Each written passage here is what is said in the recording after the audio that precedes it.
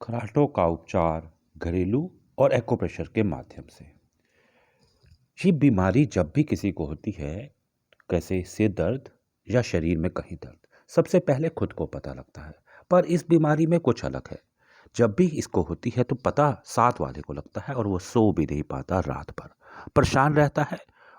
रोगी को शराब नहीं पीनी चाहिए। जब भी वो सीधा सोता है ना सोए, साथ वाले को भी पता होना चाहिए। अगर वो खराटे ज़्यादा ले रहा है तो उसको करवट में सुनाना है।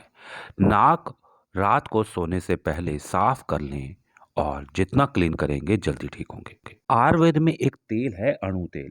एक एक बूंद रात को डालें, पर श्वास को अंदर की तरफ ऊपर की तरफ नहीं खींचेंगे। ध्यान रखेंगे, अणु तेल। बार बार नाक बंद हो रही है, सिर दर्द हो रहा है या फेस में कोई प्रॉब्लम है और बहुत सारे लक्षण नहीं मिल रहे हैं, तो सबसे पहले चेक करें।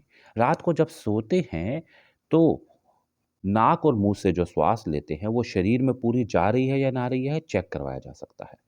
क्या नाक की हड्डी टेढ़ी या मांस तो नहीं है, इसका भी उपचार करवाना होगा। इसके लिए अणु तेल बहुत लाभ करता है।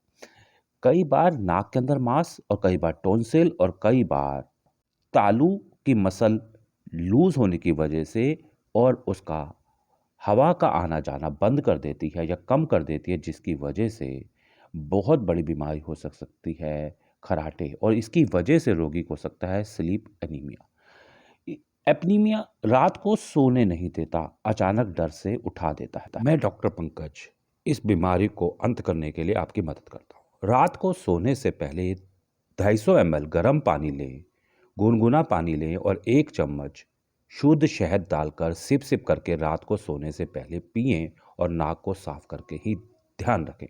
हाथ की कलाई का बीच का अंदर का हिस्सा को पॉइंट मानकर नाक की टिप पर रख लेंगे और बड़ी उंगली आपकी जहां सिर पे टच होती है, यही पॉइंट, इसको 1 मिनट क्लॉकवाइज और 1 मिनट एंटी क्लॉकवाइज दबाएंगे और लगातार दिन में 3 बार दबाएंगे।